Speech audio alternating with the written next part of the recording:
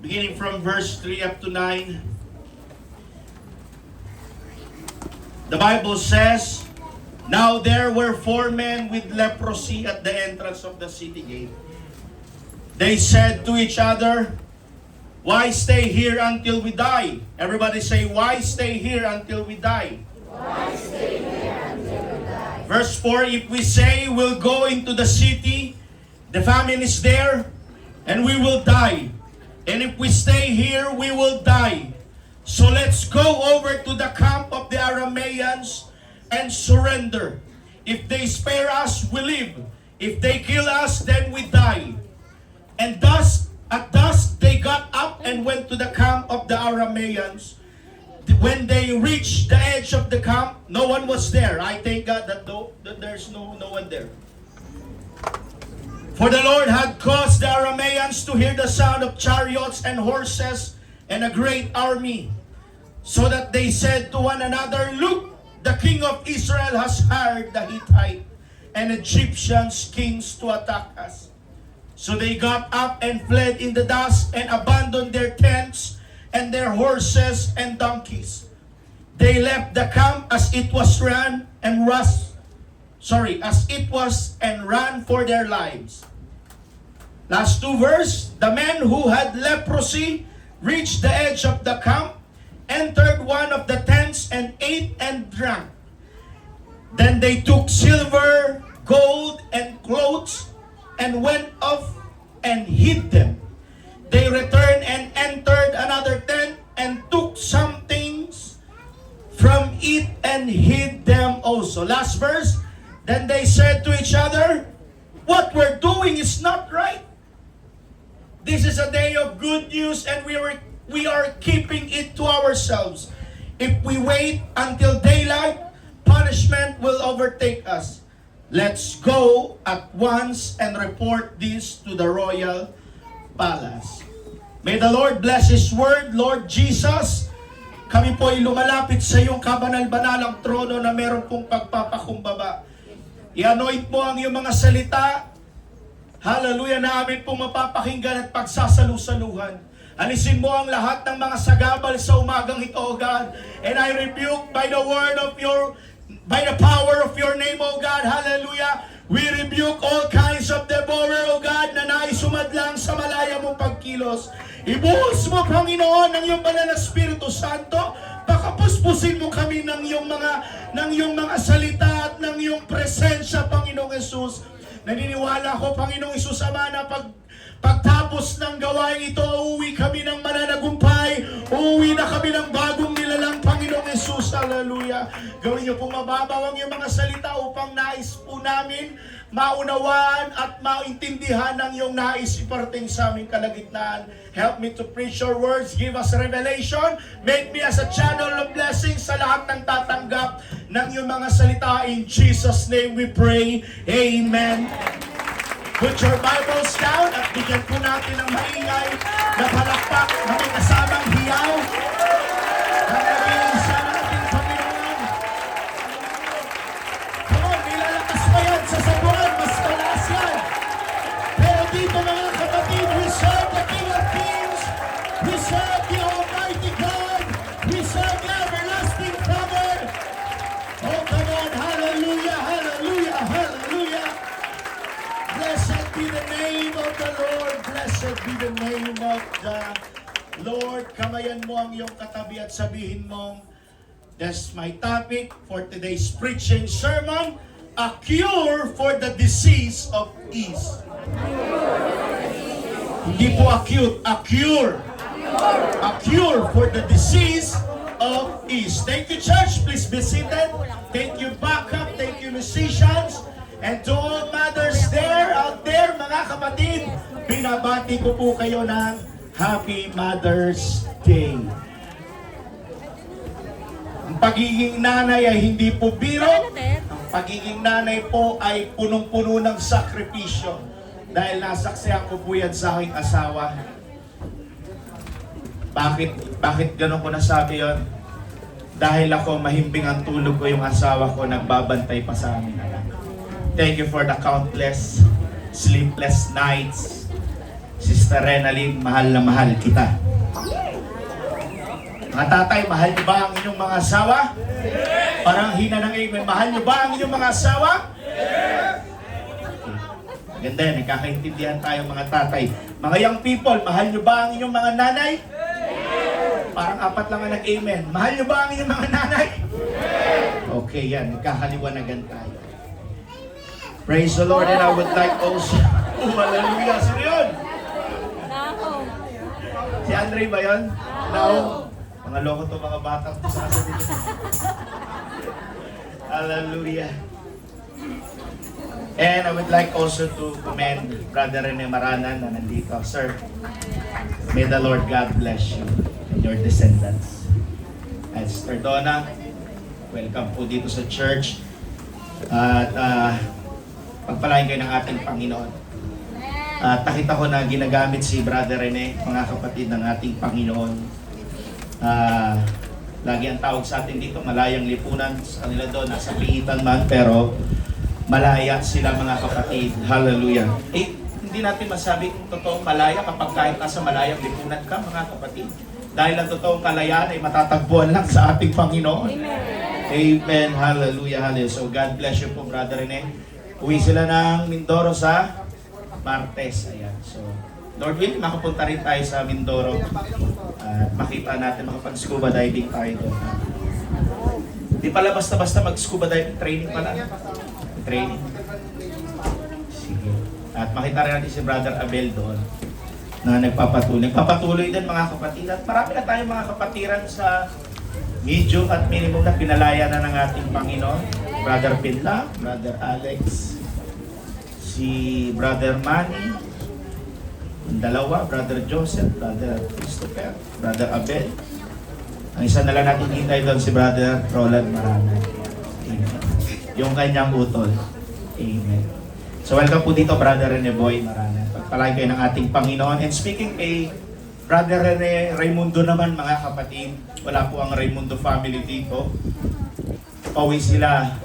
Sinusundo nila kasi mga kapatid, nakauwi na po. Na-discharge na po si Brother Rene, mga kapatid, sa ospital. Glory to Jesus.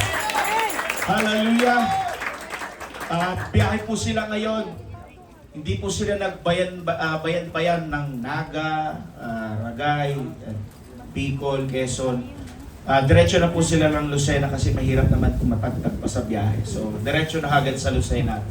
Masundo na po hagad si Brother Rene Raimundo. Pag tumatanda tayo mga kapatid, naglalabasan yung mga sakit.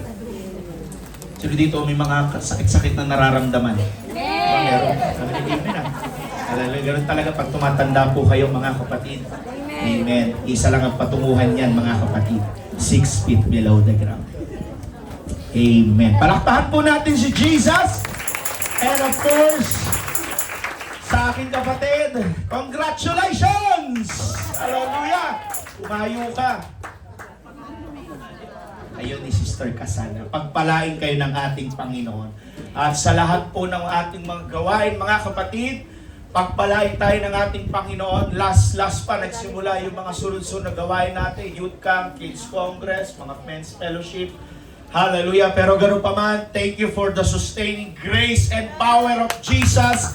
Na tayo po ay makausad pa rin. Hallelujah. Hindi dapat natin excuse na tayo po ay pagod. Hindi dapat natin excuse na tayo po mga kapatid ay may pinagkakaabalahan. Paglinggo na, dapat ang linggo ay pagsamba natin sa ating Panginoon yan. Saan tayo kumukuha ng lakas? Saan tayo humihingi ng mga blessing? Walang iba kundi sa ating Panginoon. Kaya karapat-dapat lamang na isukli at ibalik ang pasasalamat at ang papuri sa ating Diyos. Malakas po na palakpak para kay Jesus. Praise the Lord, praise the Lord, praise the Lord, praise the Lord. So dako tayo mga kapatid. Tapusin po natin to ng first time na mangyari to, 11 a.m. na. Hallelujah. Ito yung mga critical na oras mga kapatid. Amen. Makinig kayo mga kapatid kasi mamamana ako ng maghihikab. Okay lang? Okay. Nalala ko yung youth camp mga kapatid, namatay yung kuryente. Walang kuryente. Ang ginawa, megaphone tayo mga kapatid. Pero ganoon pa man, salamat sa ating Panginoon. Kasi critical yung oras. Mamaya, tingin nyo sa akin, lechong baboy na. Amen. Sino dito naranasan talaga yung gutom na gutom? In connection sa ating pag-aaralan dito po sa story ng 2 Kings, chapter 7, mga kapatid, there were 4 lepers outside from the city. Sila po yung mga taong gutom na gutom. Imagine niyo mga kapatid, you are starving. Gutom na gutom ka na. Dahil hindi lang siguro agahan, hindi lang siguro tanghalian, pati hapunan, hindi ka nakakain. Sino dito hindi nag-aagahan? Si Michael, hindi ka nag-aagahan, di ba? Hindi ka nag-aagahan. Ilang araw na. Pero ikaw, hindi ka nag-aagahan, pero lakas mo kumain sa hapunan. Wala. Hallelujah. Pero sabi daw nila mga kapatid, mas maganda, huwag ka na kumain sa gabi. Tama ba yun? Yes. Bakit? Bakit hindi na dapat kumain sa gabi? Natutulog? Ano natutulog? Medical, ano? Metabolism? Kasi organs daw, nagpapahinga mga kapatid. O, sige. So, dito po sa story na ito mga kapatid, in reality, pag gutom tayo mga kapatid, yung gutom na nakakapanghina ng pangangatawan, that weakens your body, yung gutom na hindi makapag-function ng maigi yung ating kaisipan. Di ba ganyan tayo mga kapatid na kapag walang laman yung ating sikmura, yung ating tiyan, hindi tayo makapag-isip ng maayos at wala tayong maayos na focus, lakas mga kapatid. Now, dito sa story na ito, if I'm not mistaken, I already preached this preaching sermon mga kapatid. Dito po sa story na ito, meron pong 4 na leprosy and around them, wala po silang makain. Sila po ay gutom na gutom. They are hopeless. They are rejected. They are weak. Ganun talaga pag may ketong ka, you are outcast. And the entire city is in crisis. But here's the twist, church. Just outside the city, there is abundance. Everybody say abundance. Abundance. Sila pa ang unang nakakita na iniwan po ng mga Syrians ang kampo nila. Marami pong pagkain. There is a provision out there more than enough. At wala pong nakakaalam nun. Ito talaga yung napakagandang litrato mga kapatid na tinatawag ng grace ng Panginoon. Walang nag-amen? Amen. Paano kung tayo ang nakadiscover nun mga kapatid? Would you keep it to yourself? Would you stay comfortable in your own small relief? Or would you go back and tell everyone? Because this is not just a story for their story, mga kapatid. This is also was our story. Story din natin ito, mga kapatid. And today, God is confronting something dangerous in us. The disease of ease. Yung pagiging kampante. Sabihin natin, pagiging kampante. Yung pagiging okay na kung nasaan ka, okay na ako sa ganitong posisyon, okay na ako sa ganitong sitwasyon, yung pagiging tahimik kahit may kailangan kang gawin. That is the disease of ease. Now let's step in the story mga kapatid. Kaganina sabi natin that there are 4 lepers sitting at the city gate. And as I studied yesterday mga kapatid, there are lots of commentaries na mga Bible scholars. Ito wala naman po sa Bible ito, pero maraming commentaries na ito pong 4 na leprosy na ito, they are Gehazi and his descendants. Well, yung story kasi matatagpuan sa 2 Kings chapter 7, but in 2 Kings chapter 5, dyan po ang buhay ni Naaman. Kilala natin si Naaman na siya po ay may sakit na keto. At meron po silang isang young servant galing from Israel na nagsabi, meron nagpapagaling doon. Meron kaming kilala doon. Propeta Elisha po ang pangalan. Puntahan nyo. Then pagpunta ni Naaman mga kapatid, at kasama si Gehazi, alam natin na pinagaling si Naaman sa kanyang karamdaman. Lumublob ka ng 7 beses at gagaling ang iyong ketong. Lilinis ang iyong balat. Pero nung sabi ni Naaman, tanggapin mo itong mga regalo na meron ako sa iyo. Pagkain, salapi, eto, karwahe, ano pa, lahat mga kapatid. Hindi po tinanggap ni Prophet Elisha yon. Pero nung nakalis na si Naaman, si Gehazi ang pumunta at kinuha po ang mga inalok po ni Naaman sa kanila. And after Elisha told his servant Gehazi, yung sakit ni Naaman lilipat sa'yo and to your descendants. Pero ano lang naman yung mga kapatid, commentaries lang naman yan. But I don't know if it is true, but sabi po ng mga ibang Bible scholars.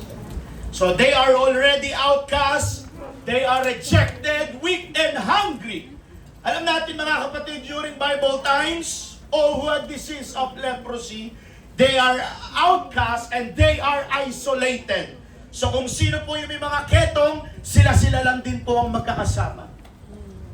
And they say to each other, yung binasa natin kanina, why we stay here until we die? If we go into the city, there is famine, and we will die. And if we stay here, we will die also. So let's go over to the camp of the Arameans and surrender. If they spare us, we live. If they kill us, we will die. So nagdesisyon po sila na apat.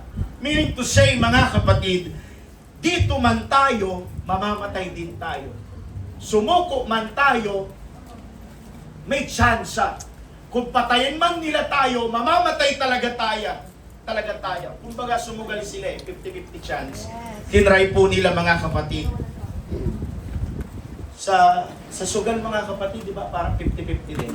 Sino dito nagsusugal? Taas ang kamay. Dati, di ba sa sugal, sa sabong, 50-50 ang chance manalo dyan, di ba? Sino nagsasabong dito? Si Kuya Dennis, tiyataas na dali dito. Nagsasabong. Sa larong kabayo, 50-50 din, di ba? Pinakita ni Brother Abby na laro pala ng kabayo. Laban ng kabayo. Maglalagay pala ng babaeng kabayo. At mag-aaway ang dalawang lalaking kabayo. Magkahagatan hanggang sa mamatay yun, di ba? Or masaktan, di ba? Mapuruhan. Pero may mga sagal na alam mo kung sino ang yamado at dehado nila. So, dito po mga kapatid sa kanila, sa mga leprosy na ito. So they go, at nang sila ay pumasok, ang kampo po ng mga Syrians, wala po kahit isa, no one was there. And this huge army surrounded the city of Samaria for many months, and the camp was the home and supply center for thousands of men. And when the lepers came unto it that morning, na-discover po nila an empty army camp, fully supplied, but empty of men. Imagine niyo mga kapatid sa buhay ng mga ketong ito, God has already moved. And the enemy had fled, and the provision was waiting. And what they do, mga kapatid, they eat, they drink, they take gold and silver, and they hide it. Then suddenly something hits them. What we're doing is not right. Sabi ng siguro ng isa sa apat, hindi tama itong ginagawa natin. Kinakailangan ipamahagi natin itong magandang balita na ito, and we are keeping it to ourselves. In my number one, the disease of ease keeps you stuck. Let's go back to the beginning, mga kapatid. Yung apat na ketongin na ito, nandun lang sila sa labas ng pintuan.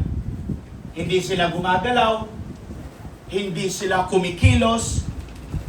Alam niyo, pagtanto ko sa loob ng bahay, yung mga hugasin sa lababo, pag tinitigan mo, hindi yan maghuhugas ng pusa, di ba?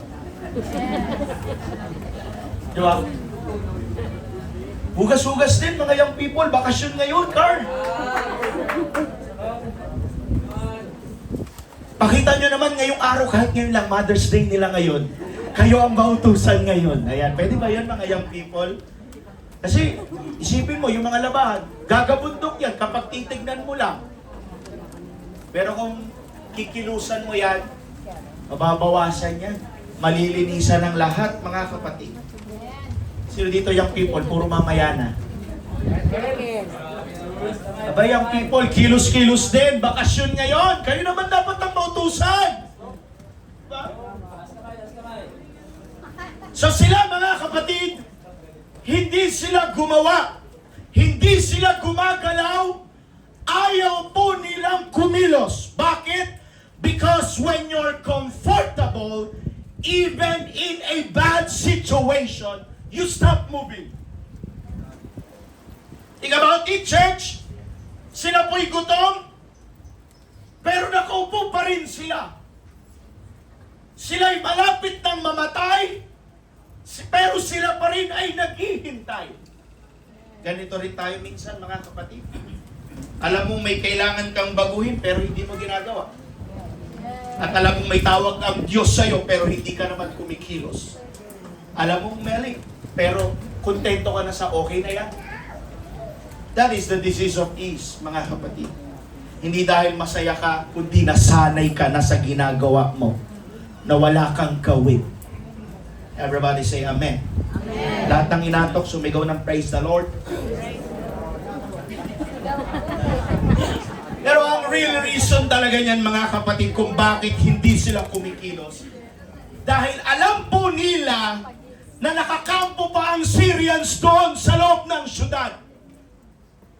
Ano ang reason?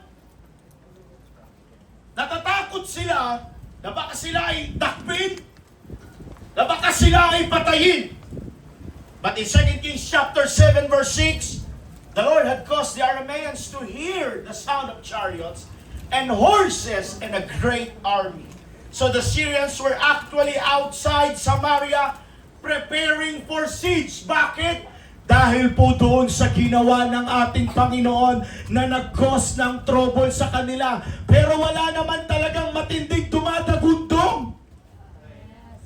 But suddenly they hear the terrifying sound like a massive army approaching. Pero totoo, gawa-gawa lang ng Panginoon para mag-cause ng trouble sa lahat ng mga Syrian army.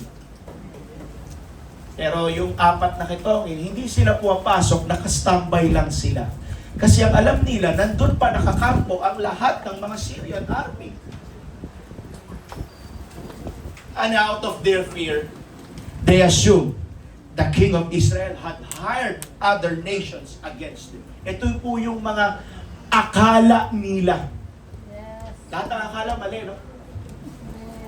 Lahat ng akala. Akala ko tama, pero mali. Akala ko mahal ko, hindi pala. So they were about to surrender and destroy.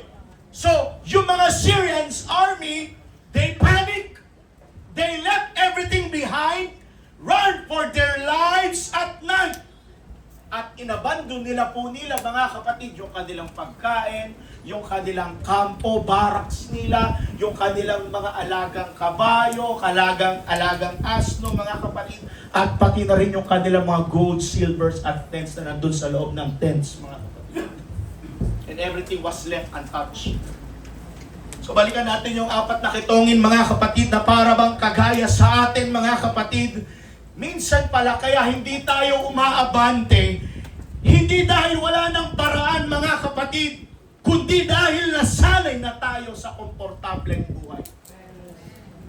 Para sa isang estudyante, alam niyang may exam na paparating. May exam siya bukas at alam niyang importante yon. Pero mas pinili niya mag-Facebook, mag-cellphone, buong magdamag. Hanggang sa dumating ang exam day, hindi na siya nakapaghanda. Hindi siya bumagsak dahil hindi siya matalino. Bumagsak siya dahil naging kampante siya. Tignan mo nga yung katabi mo kung nakakampante na sa buhay yan. Diba? Brad, tanungin mo siya, Brad, kapatid, sis, kampante ka na ba sa buhay mo? Okay ka na ba sa buhay na marangya? Okay ka na ba sa trabaho mo? Okay ka ba sa pag-aaral mo? Kamusta ka? Baka nagiging kampante na tayo sa ating mga buhay, mga kapatid. Because comfort can keep you in a place that is slowly destroying you. Amen? Malakas po na palakpak para kay Jesus. And number 2, desperation can be a gift. Naniniwala kayo dyan? That desperation can be a gift. And here's what changed everything. The lepers realized they were going to die. Good thing they realized that if they did not eat, they would die. It was a good thing they came to their senses. And that's the realization pushed them to move. Desperation became their breakthrough. Ito yung sinasabi ko sa inyo mga kapatid, na paulit-ulit ko sinasabi sa inyo. Minsan blessing po sa atin yung kahirapan ng buhay. Salamat sa Panginoon dahil naranasan ko minsan maging mahirap. Bakit ko po nasabing minsan blessing po ang kahirapan sa buhay? Hindi tayo parang mga anak ng kongresista at anak nila Diskaya, mga kapatid, na lahat nandyan na, spoon feed sa lahat. Sometimes blessing po ang kahirapan sa atin. Bakit ko nasabi? Dahil natututo kang dumiskarte. Natututo kang makontento ng meron ka lang. Kung ano yung meron, pasasalamatan mo eh. E paano? Ang bigay sa'yo, nakita mo, ikaw, estudyante, nakakita ka, mga classmate mo, naka-iPhone na lahat, ikaw naka-Samsung ka lang, di-flip pa yung cellphone mo. Pero kung makikita mo yung desperation, it becomes your breakthrough, mga kapatid. Makikita mo yung kahalagahan na meron ka lang. Hindi mo titignan, hindi mo papansinin yon. Magpapasalamat ka kung ano lang ang meron. Bakit ko pa nasabi na desperation, mga kapatid? Blessing yung pagiging mahirap. Natututo tayong dumiskarte sa buhay. Kahit mapait, kahit korap ang bansang Pilipinas, natututo tayong dumiskarte. Hindi tayo nakaasa sa gobyerno natin. Natututo tayong dumiskarte sa buhay. Kahit mahirap ang buhay, maglako, kuyasam ng isda, mangamuhan, maghanap ng racket. Natututo tayong dumiskarte. Kasi gusto rin natin makita na kahit mahirap lang kami, pinagpala pa rin kami ng Panginoon.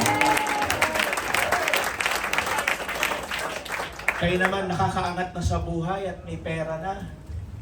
Please, huwag kayong maging komportable sa pera nyo sa bangko. Hindi yan ang makakapagligtas sa atin. Hanapin nyo una ang kalooban ng ating Panginoon. And so what kung marami kang pera sa bangko? And so what kung marami kang sasakyan? May mga properties ka. I don't care. At walang pakialam ang Panginoon sa mga bagay na yan.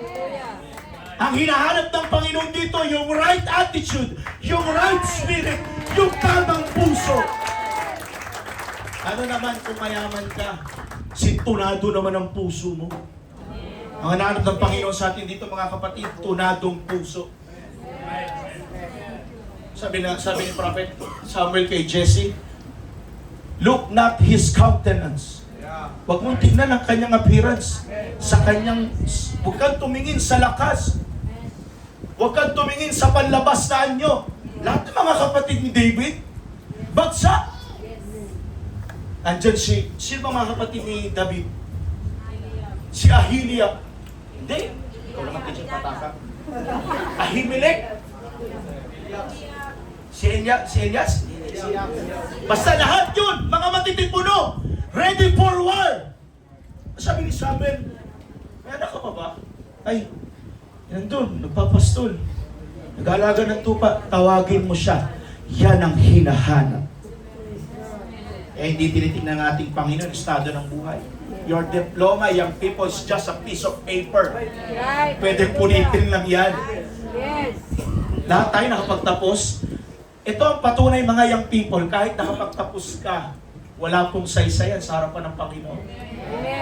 Kahit pa ang dalawang pinagtaas, kahit dalawang taas pa ng pinag-aralan mo, marami ka ng bansang napuntahan, malayo na narating ng dalawang paa mo. Hindi yan ang tinitingnan ng ating Panginoon. Ang tinitingnan ng Panginoon, yung marunong kang magkasakot sa salita ng ating Panginoon. Dahil dito, marami namang hindi nakapagtapos ng pag-aaral, pero pinagpala ng Panginoon.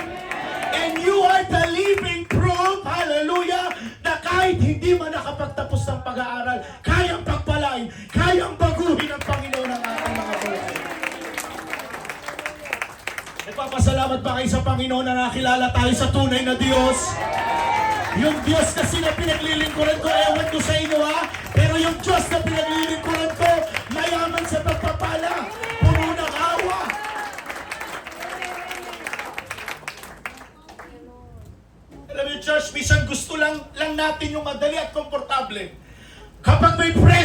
hirap, gusto na natin umiwas.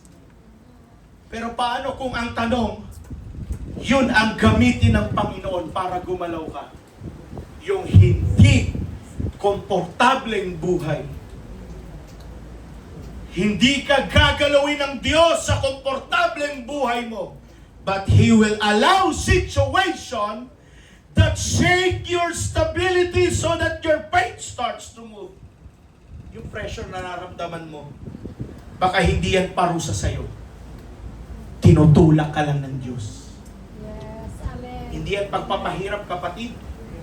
Baka yung karamdaman na meron ka ngayon, hindi yan parusa, kapatid.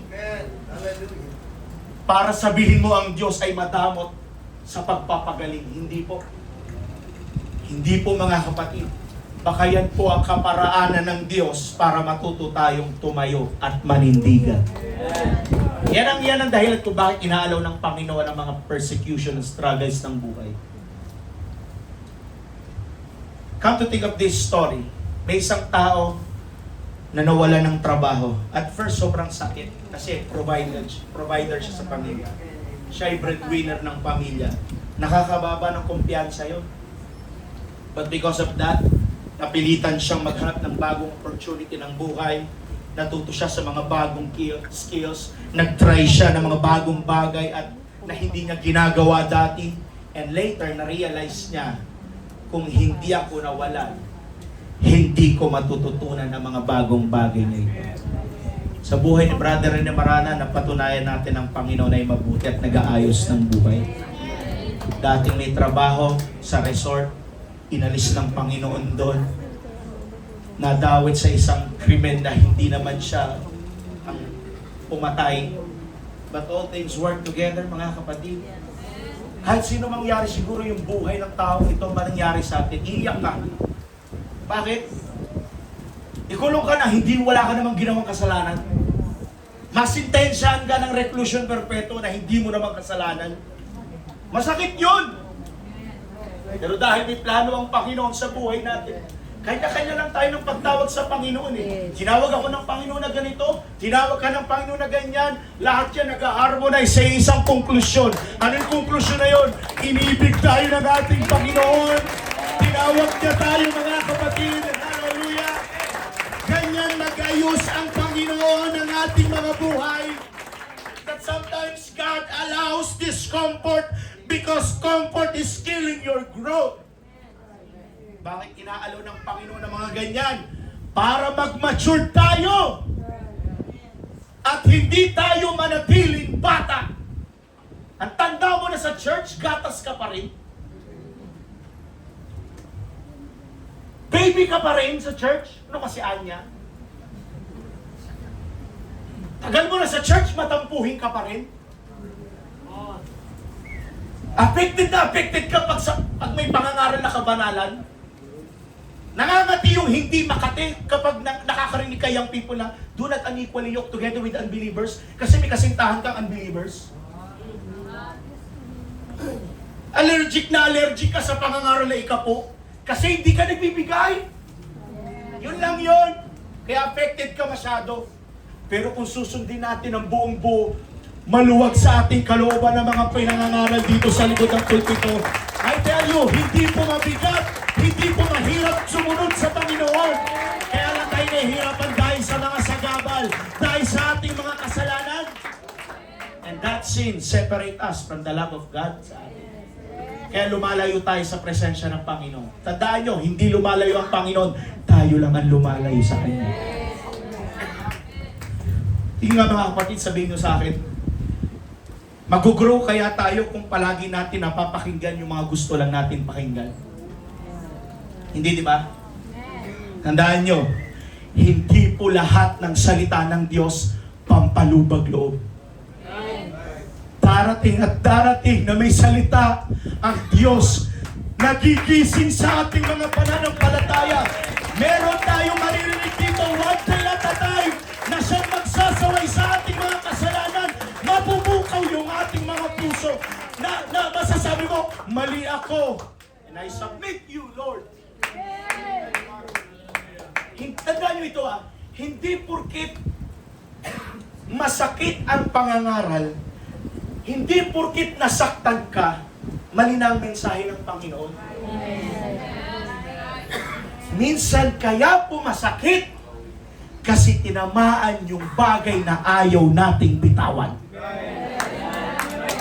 Naiintindihan niyo ako mga kapatid? Naiintindihan ko. Hindi porkit nasasaktan tayo, mali na ang mensahe ng Panginoon. This is the word of the Lord. Wala pong mali dito, lahat tama to. Kaya minsan nasasaktan tayo sa salita ng Panginoon. May mga bagay tayong ayaw natin i-give up. Doon tayo nasasaktan. Doon tayo, personal ka, pastor, masyado kang personal. No, it's not a personal thing. It's only a word of God. Masyado mong sinasarili. Ako talaga yung pinapataman. Nakita kasi ako ni pastor, nagpantalon kahapon. Yung tuloy, nabanggit ang kabanalan.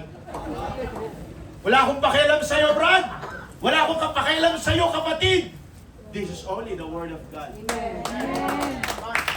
Kaya may mga Kristiyano na palipat-lipat ng simbahan. Hindi nakukontento sa pinapangaral sa ibang sa church na lokal na pinasambahan niya. Nasasaktan, natatamaan yung pride at ego. Nung lumipat, nangaral din ang kabanalan doon, nangaral din ang pagbibigay doon. Tisod ka na naman, lipat ka na naman. Para kang grasshopper o kangaroo. Salamat sa Muntinlupa Church na to, wala nang kangaroo dito. Wala nang kangaroo dito ngayon, wala nang grasshopper ngayon dito. Salamat dahil mga kapatiran dito ngayon, marunong na magpakumbaba, marunong na humingi ng sorry, marunong na mga musta, marunong na makipagkamay, marunong na makipag-socialize. Natisod nga sa akin dito, hindi ko daw nakamayan eh. Lumipat. No, ayoko ng pangalanan nyo, pero kilala nyo. Hindi ko lang daw nakamayan. Sa pintuan na yan. Kasi daw, kinakamayan ko daw yung mga bago.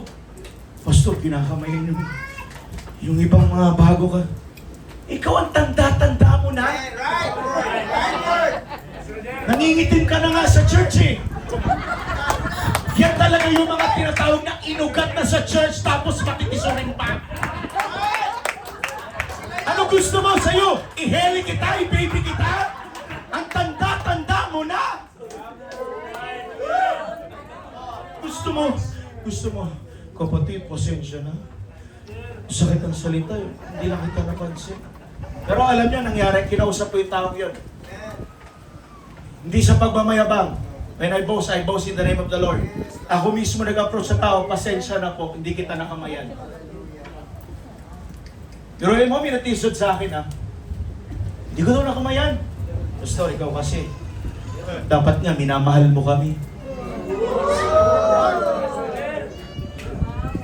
Tandaan nyo ito mga kapatid. Wala pong isang lokal na pastor na hindi mahal ang mga tupa. Mahal namin kayo. Mahal namin kayo. Bilang inyong mga pastor, mga inyong mga leaders, mahal namin ang mga kaluluwa po ninyo. We are not after your giving. Mabubuhay kami kahit wala yan. Nung napunta ng simbahang ito, wala naman ang lahat ng mga bagay na yun eh. Huwag naman Pastor Joshua MC, song leader, preacher pa, gitarista pa, wala mag-testimony, ako na lang mag-testimony, nabuhay man ang church. Ngayon, pinagpapala tayo ng Panginoon, ibalik naman natin yung dapat para sa Panginoon. Tingnan mo yung katabi mo, yung mayaman na yan! Tingnan mo nga yung katabi mo, kumakapal na yung pulsa niyan, mayaman na ba yan? Tanungin mo, mayaman ka na ba? Pautang naman!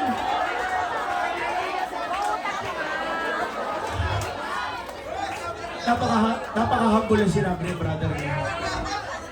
Meron akong farm, sakto lang. May mga sasakyan ako, sakto lang. Magtatayo pa ata si brother niya ng resort, sakto lang. Diba? Tayo mga kapatid, kahit wala man tayong sobrang yaman, sobrang yabang lang. Ang tao talaga mga kapatid, di bali nang maubos ang yaman, wag lang ang yaman. Ultimo, kahit ngayon mga pulubi dyan, oh. Wala nang makain, bayabang pa eh. Pero tayo mga kapatid, pinalago na tayo ng Panginoon. Ito ang nakakatakot, danger lang dyan. Yung maging kampante tayo sa yaman natin. We cannot serve two gods. We cannot serve God and Mammon. Hindi natin pwedeng mahalin o hindi natin pwedeng sambahin ang ating pananalapi. Sambahin lang natin ang ating Panginoon. Hallelujah. Kasi may babala pa niya, for the love of man is the root of all evil. Sabihin mo sa katabi mo, mag-ingat ka sa yaman na meron ka. Baka yan pa ang ika-impyerno mo!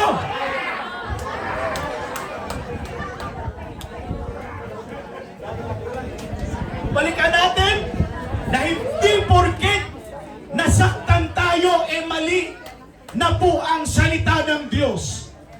Minsan kaya talaga masakit na tatamaan tayo kasi may mga bagay po tayo ayaw nating talikuran. Ayaw nating iwanan. Inaparod ako sa Facebook, mga kapatid. AI-generated na video tungkol sa mga daga. Nilagay po sila isa sa isang lugar. AI lang naman ito. May pagkain, may tirahan, abundant ba yung food nila? Mayroon silang asawa, meron silang mga other companions, at masasabi ko mga kapatid na wala pong problema. Kumbaga nilagay sila doon na ano kaya ang magiging buhay ng mga dagang ito kapag walang problema, lahat provided. Ikaw yung people, provided na cellphone sa'yo, provided na sa'yo yung iPad, provided na 500 pesos a day na baon, di pa nag-aaral mabuti. Kapal naman ang mukha mo.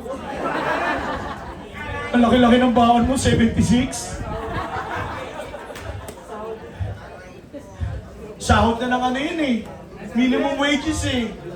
Ikaw 500 baon mo per day, tapos 77 lang. Para kasi Joas.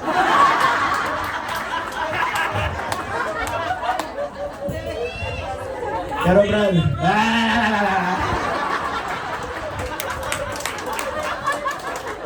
pero Brad, pinagpala ka ng Panginoon, nakapangasawa ka ng 100 ang grade sa UP.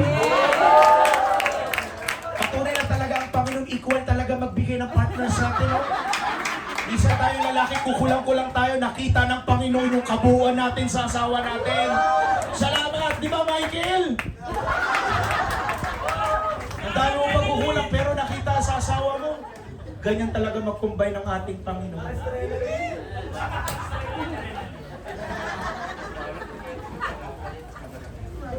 Naawa ko mga kapatid nung kasal ni Joas. Nag-reception pa, tulog na agad sila kasi nantok ng bata, hirap magbantay. Sa bahay, regular days. Akala nyo, tama yung sinabi nila William tsaka ni Giselle. Ay nako, tignan nyo. Masaya lang kami, binubuhat yung mga bata dito si Van, pero hindi nyo alam ang nangyayari sa loob ng bahay. Puyat-puyat, bantay-bantay. Ang hirap mga kapatid. Tapos, 4 pa anak mo, no? Lahat, mga 5 years old toddlers pa. Ang kulit nun mga kapatid, ang hirap magbantay. Kaya saludo ako sa mga asawa natin, mga kapatid. Palakpakan natin ang ating mga asawa. Yes. Hallelujah.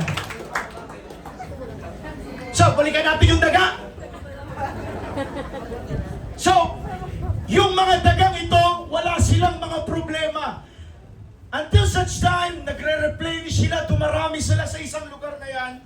Nagparami sila. Pero ilang araw at buwan ang lumipas, nagtaka po yung mga expert na naglagay po sa kanila doon sa isang lugar na yon. Nagtaka sila kung bakit nagpapatayan na yung mga daga. Ano po ang ibig sabihin nun? Nagpapatayan na sila kahit yung anak nila, pinapatay nila, kinakain nila yung anak nila. Ang ibig sabihin ng story na yon, even in a comfortable life, kapag wala ng purpose pala, wala ng direksyon, at wala ng challenge, unti-unti palang nasisira ang buhay. Here's the twist. Kaya minsan, huwag tayong magtaka kung bakit pinapahintulutan ng Panginoon ng kahirapan, ang problema niyong mag-asawa, problema sa mga pasaway na anak, bakit pinapahintulutan ng Panginoon yan? Pinapayagan ng Diyos ang pressure ng buhay, ang kahirapan, walang masahe, pinapahintulutan, pinapayagan ng Diyos ang struggle, hindi para sirain tayo, kundi para gisingin tayo. Na wala kayong ibang mahihingihan ng tulong, ako lang. Not by might nor by power, but by the Spirit of God. Huwag kayong mag-rely sa sarili ng kaunawaan, huwag kayong mag-rely sa sarili ng lakas. Ako ang kailangan nyo. Ako ang source ng blessing. Ako ang source ng lahat ng bagay. Hindi nyo tatawagin ang mga bagay na yan. Ako ang may akda ng lahat. Si Joseph nga late niya naranasan ang marangyang buhay. He spent most of his life going through hardship, rejection, imprisonment, and waiting before finally, until experiencing the blessing that God had prepared for him. Makinig po kayo. Because a life with no stretching can become a life with no purpose. Ang buhay na walang pagbabanat ng buto, mawawala ng purpose ang buhay mo. At matututo ka magtiwala sa sarili mong lakas at abilidad. Kung nagtitiwala ka sa pera mo na kayang i-provide ang lahat, magdalawang isip ka na. Hindi po lahat ng pera kayang i-provide ang lahat. Sabi ng sanlibutan, kaya namang i-provide ng salapi ang lahat, yung kasiyahan mo. Pero sa totoo lang mga kapatid, ang tunay na kasiyahan ay matatagpuan lang sa Panginoon. Amen. Yung blessing na tinatangkilik natin at ina-enjoy mo ngayon, enjoyin mo yan. Blessing ng Panginoon yan. Ito pala maganda mga kapatid. Pag pinagpapala na pala tayo ng ating Panginoon, enjoyin din natin ang blessings ng Panginoon. Enjoyin mo. Kung may chance na makapag-ibang bansa ka, go! Oh, yung dami mag-gusto mag-ibang bansa. O, doon kayo sa North Korea. Kung may, totoo to mga kapatid ha, kung may blessing kayo, meron kayong spare money, bumili kayo ng sasakyan. Oh, pag may spare money kayo, huwag nyo lang i-scatter, huwag nyo lang patatayan sa mga kapatid. Mali yan.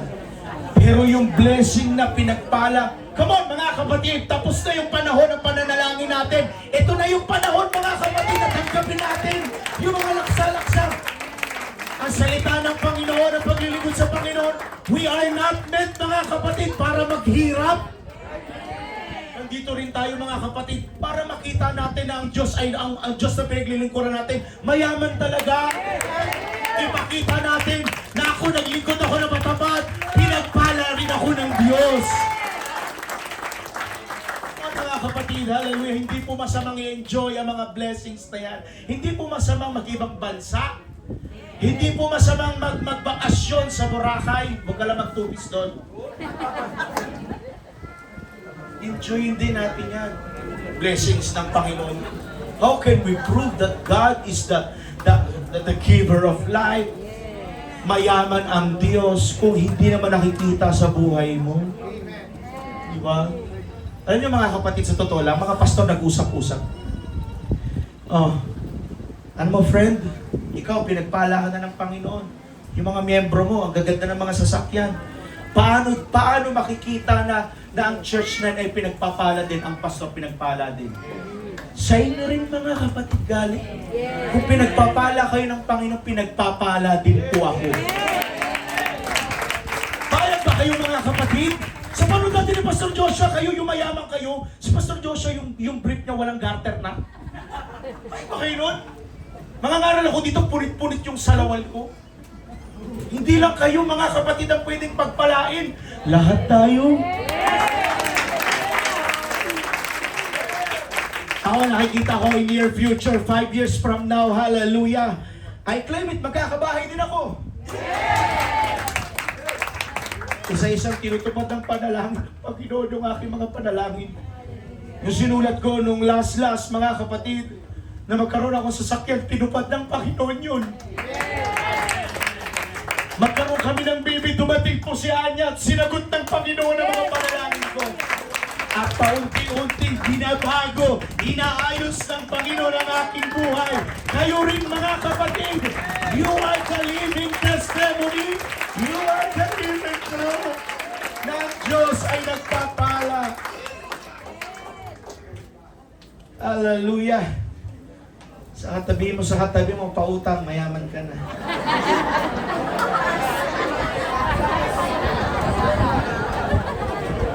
Woo! Diyan ba kayo? May nagbulungan dito sa katabi, Pastor, mag-aalas 12 na.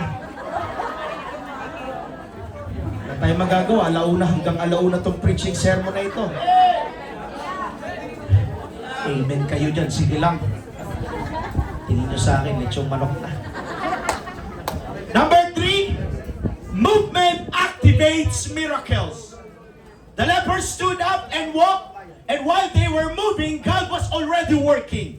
The Bible says God caused the enemy to hear the sound of chariots and horses. They panicked, they ran, they left everything. But here's the key. The miracle was already prepared, but it was revealed only when they move. It's a matter of faith. Kailangan may pananampalataya. Faith without work is dead. Ang pananampalatayang walang gawa, patay yan. Panalangin ka ng panalangin, Lord, bless my business. Nakaupo ka lang sa bahay. Diba? Lord, ipasa mo ko sa board exam. Hindi ka nag-aaral. Paano kikilos? Lakipan mo ng pananampalataya. Amen ba mga brad?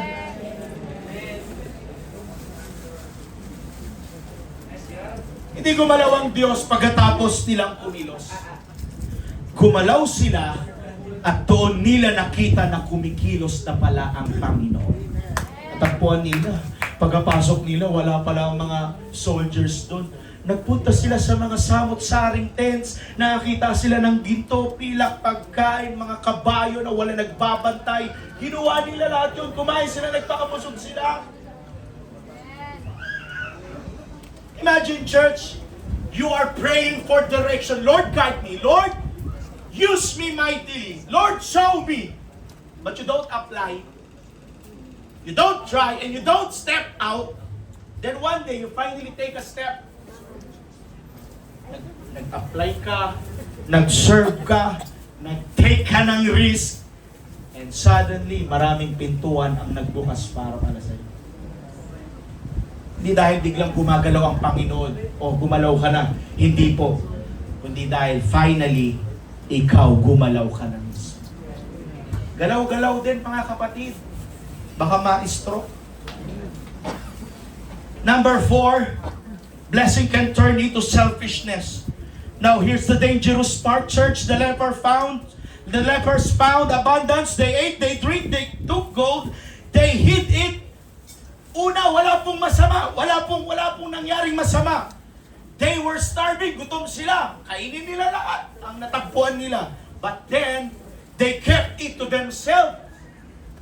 Ito ang next level ng disease of ease. Hindi ka na lang kampante, nagiging makasarili ka na rin.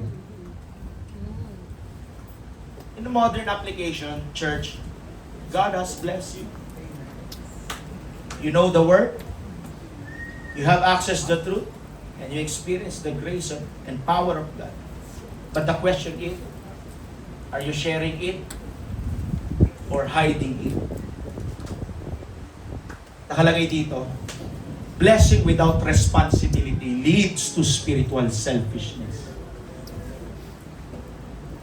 Number 5, tapusin ko na ito.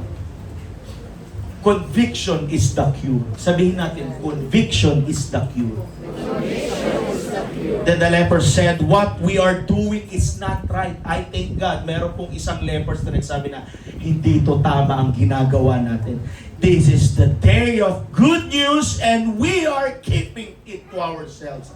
And that moment, that realization was the cure. Nagising sila. Hindi dahil pinilit sila, kundi dahil na-realize nila, may mali na sa ginagawa po nila. Teka, mali ito. Kinakailangang maibahagi namin ito.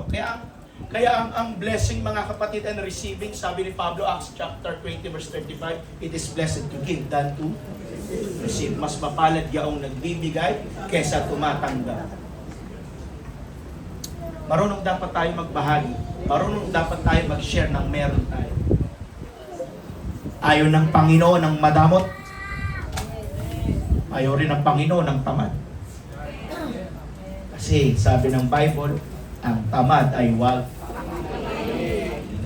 Kaya ikaw, Kristiyano, lalo na pag matagal ka na sa church, nagsisimba, uma-attend ka na dapat ng church regularly. Alam mo na ang Bible. Mas matindi ka pa kay Soriano, kabisado mo na ang Bible. Alam niyo mga kapatid, ang tindi ng Facebook ngayon. Nag-scroll lang ako araw-araw. Maya-maya, baka karinig lang ako isang beses kay Soriano. Puro Soriano na papakinggan. Kaya gusto ko na minsan hamunin si Soriano, kaso patay na. Kaya pinagpala na tayo ng Panginoon ng lubos. Na-realize mo, ang dami ko nang alam. Pero wala akong sinasabihan. Ang dami ko nang natanggap pero wala akong binibigay. At doon siya nagbabago, mga kapatid. Kapatid, share it. Mag-serve ka naman sa iba. Mag-reach ka naman ng ibang kaluluwa. Huwag tayo makampante na tayo-tayo lang. Tingnan mo, marami pang mga unsaved souls sa labas.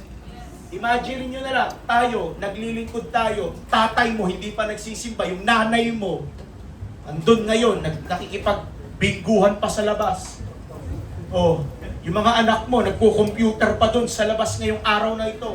Ipanalangin nyo sila. Huwag tayo makampante na isang beses, 2 beses lang natin silang ipanalangin. Araw-araw mong iluhod sa Panginoon. Then one day, makikita mo ang resulta. Salamat, nagbunga yung pananalangin ko. Hindi natin ang trabaho mag-convert, mga kapatid. Ang trabaho lang natin is to share the Word of God. Paul planted, Apollos watered, and God made the increase. Ang Panginoon po, hindi ikaw ang magliligtas dyan. Mag-share ka lang. Gano'n ba kahirap yun? Ang tema ng ating organization, ang United Pentecostal Church, kahit isang kaluluwa lang sa isang taon, tag-iisa tayo, tignan natin kung hindi dumoble ito. And I pray, mga kapatid, na malapit lang ibigay ng Panginoon ang ating longing na panambahan, na magkaroon na tayo ng malaking panambahan. Masarap kaya magpuri, mga kapatid, nung hindi tayo dikit-dikit at malaya tayo makapagpuri. Doon sa Freedom Church sa Medium, 100 tayo dati doon. Siksikan, di makapagpuri ng maayos. Dito nga rin sa akin. Alam niyo ba kung ilan tayo minsan dito? Nasukat na ikayugyug ng ating malapit na masira. Malapit ang palitan to ng Panginoon. Parang ilan ang nag-amen doon. Aalisin tayo ng Panginoon dito. Parang agaya lang sa mga Egyptian, aalisin ko kayo mga Israelites, aalisin ko kayo dyan! Ilipat ko kayo sa lupang pangako. Kayo ba mga kapatid Muntinlupa Saints? Ready na ba kayo lumipat sa lupang pangako? Yeah! Amen, di ka naman nagbibigay naman. Di ka naman nagbibigay ng love open. Yeah. Brad, bigay ka. Subukan mo ang Panginoon din. Pag si Pastor Judah nagwawag-iway ng 1,000. Ito na naman, ang hirap. Nakipagdaldalan muna tayo. Gusto mo ng maluwag na sambahan? Pero pag-giving naman, kapatid, kung tayo allergic pag-giving, subok na ang Panginoon dyan. Di ba, Brother Jen? Subok na ang Panginoon sa pagbibigay, Brother Arvin. Proven and tested na merong blessing sa pagbibigay. Kayo naman. Ang tagal na natin nagsisimba, hindi pa rin natin makabisado yan. Huwag mo lang kasing silipin, saan ba kasi napupunta yung pera na yan? Meron kasi dito dati mga Kristiyano, bumili lang si Pastor Joshua ng aso dyan sa junction. Thanks namin yun ah. Nayawa na. Delikado yun, kapatid. Si Mama Sa naka-Hermes. Uy! Kapatid, huwag nyo nang tanungin. Basta binigay nyo na yan, wala na kayo doon. Ayun naman. This is the art of giving. Acts chapter 20, verse 35. It is blessed to give than to receive. Hello?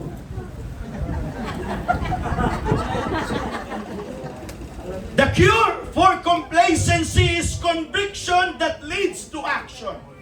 Church, let me ask you, saan tayo sa story ng 4 lepers na ito? Number 1, nakaupo ka pa rin ba sa gate? Pangalawa, gumagalaw ka na ba papunta sa unknown? O pangatlo, nasa blessing ka na pero tinatago mo. Nasaan ka doon, kapatid?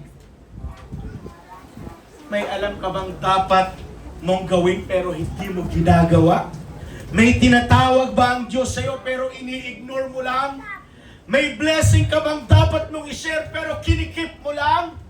Because the moment you choose comfort over calling is the moment you start dying where you sit. The story started with 4 men, lepers sitting at the gate, but it ended with 4 men moving, at ang pagbabago nagsimula sa isang desisyon. They chose, hindi na kami uupo. They chose, hindi na kami maghihintay. And they chose, hindi na kami magiging kampante. And because of that, mga kapatid, they discovered provision. They experienced miracle. And they carried good news. Shall we all stand, mga kapatid? This is my final exhortation to you. Church, maybe today, God is speaking to you right now. Hindi para i-condemn tayo sa lahat ng ating mga maling nagawa, kundi para yugyugin at gisingin tayo ng ating Panginoon. Gisingin mula sa pagiging kampante, gisingin mula sa pagiging passive, gisingin mula sa pagiging tahimik. Because this is not a day to sit, this is the day to move.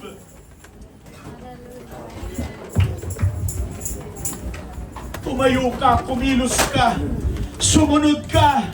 Huwag kang manatili sa gate ng buhay mo. Huwag kang mamatay sa lugar ng comfort mo. Hayaan mo ang Diyos na ayusin at magmaniubra ng buhay mo. Come on mga kapatid, samsamin natin ang upuan. Lumapit tayo dito sa altar.